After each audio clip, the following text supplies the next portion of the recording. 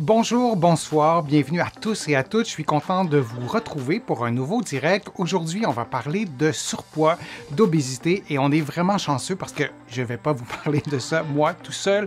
Je vais vous parler et on va vous parler de surpoids et d'obésité. Et on a la chance d'avoir deux médecins, la mère et la fille, Danielle Perrault, donc docteur Danielle Perrault et docteur Jessica Perrault-Bishop. Je suis vraiment content de faire ce direct avec vous. Ce qu'on devrait savoir sur l'Ozempic, c'est un médicament dont on parle vraiment très souvent. Qu'est-ce qu'on devrait savoir sur ce médicament-là? Des choses assez essentielles. En fait, soit Daniel ou Jessica, je vous laisse nous présenter Ouais. en gros ce qu'est ce médicament-là. L'Ozempic, c'est un médicament donc, qui était connu pour traiter le diabète. On s'aperçoit qu'il y a eu une perte de poids. Il y a une très grande publicité. Souvenons-nous, dans le temps des fêtes où tout le monde écoute la télé. Et puis, vous êtes quelqu'un qui était en embonpoint, puis qui disait « Ah, l'Ozempic, c'est peut-être pour vous ». Donc, le mot est rentré vraiment dans toutes les chaumières possibles. Et là, on a été ouvert à comprendre à quoi sert l'Ozempic. Maintenant, c'est une avancée dans, si vous voulez, la perte de poids. Donc, il y a un engouement pour ça.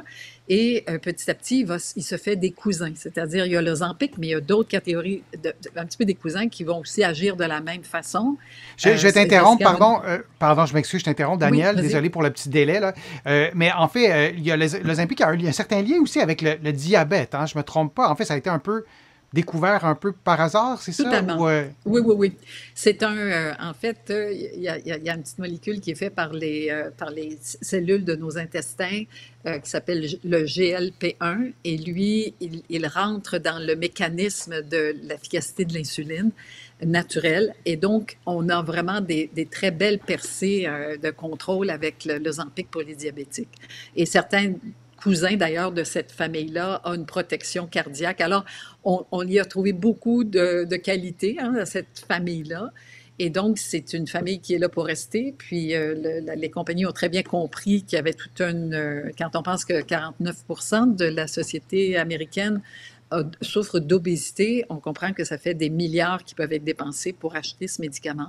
Et donc, le problème, c'est pas un problème parce qu'en fait, je pense qu'on doit le considérer comme un médicament à prescrire à vie parce que dès que vous l'arrêtez, vous allez reprendre le poids.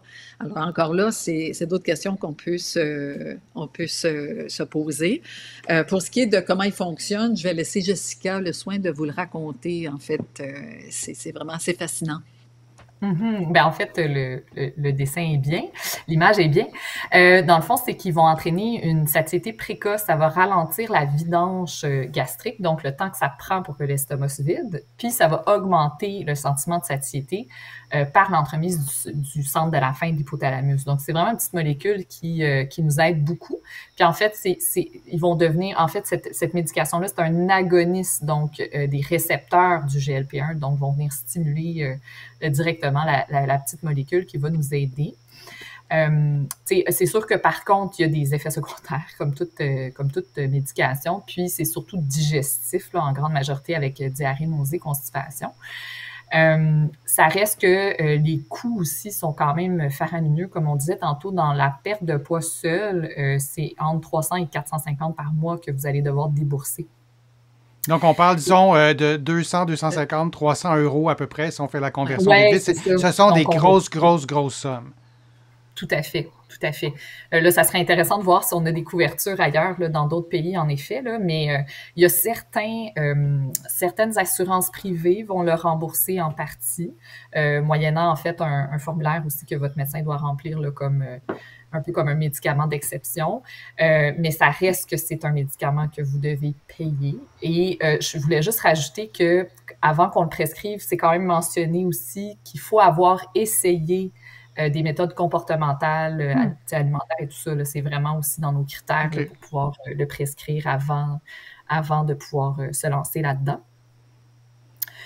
Puis comme on disait, ben, si on l'arrête, on reprend le poids. Là, donc ça, c'est des fois un petit peu décourageant, mais j'ai eu quand même certaines réussites avec certains patients qui ça a comme été un tremplin, qui l'ont pris pendant 6 mois. Ça les a encouragés à changer leur habitude de vie, qui était vraiment moins bonne.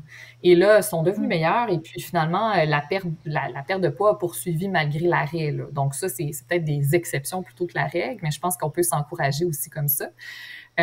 Puis, c'est sûr que ça serait quand même logique d'avoir aussi toute une équipe multidisciplinaire pour nous aider, là, en plus de la médication, pour justement investir dans cette... justement, là, comme l'a dit Apple, d'investir dans cette problématique-là. Là. Je sais que l'OCDE avait calculé qu'en chaque dollar investi, on avait un retour de 5 à 6 dollars. Donc, il y avait quand même l'obésité est associée à tellement de maladies qui vont être très, très lourdes pour notre système de santé et pour c'est ça, l'argent que le gouvernement dépense là-dedans. En gros, c'était ça. C'est sûr que ça serait intéressant aussi il faut pas oublier les enfants. Hein? Donc, l'obésité, ça atteint tout le monde et beaucoup de plus en plus les jeunes. Donc, ça aussi, il va falloir investir là-dedans. Là, je parle pas de nécessairement donner de l'Ozempic à un enfant, mais on s'attend à avoir quand même une surveillance là, au niveau du poids là, des enfants pour investir dans la prévention. Pour l'Ozempic, comment on le prend, l'Ozempic? C'est sûr que moi, j'ai jamais entendu parler de ça. Comment on se l'administre au juste? Donc, c'est une piqûre sous-cutanée. En fait, c'est comme un petit injecteur, on l'a vu tantôt. Donc, c'est comme un peu... c'est même plus petit qu'un épipène, là, mais donc, c'est le principe de l'auto-injecteur qui va avoir un certain nombre de doses que vous allez pouvoir injecter. C'est une dose une fois par semaine en sous-cutanée. Donc, il faut être prêt à avoir une petite piqûre. Donc, je sais que ça aussi, ça peut être un obstacle, les gens qui n'aiment pas avoir des piqûres ou qui ont une phobie des piqûres. Sinon, on a l'équivalent qui est ça aussi, on voit de plus en plus les publicités de Rybelsus, Rybelsus, qui est en fait l'équivalent de l'Ozempic, mais par la bouche, une pilule par jour là, qu'on peut prendre aussi. Par contre, est franchement beaucoup moins efficace. Je ne veux pas décourager les gens, mais beaucoup moins efficace, puis un petit peu plus de symptômes digestifs aussi. OK. Ben, merci pour ce survol de l'Ozempic. On en entend tellement parler. C'est intéressant de faire le tour du sujet. Je vous remercie beaucoup d'avoir participé à ce direct. Merci Daniel, merci Jessica d'avoir répondu aux questions, d'avoir été si dynamique et si pertinente. J'espère que vous avez aimé l'expérience et qu'on pourra la refaire. Donc, merci à vous aussi, les internautes, d'avoir été là, d'avoir posé vos questions. Et je vous dis à une prochaine fois, à une prochaine vidéo et à bientôt.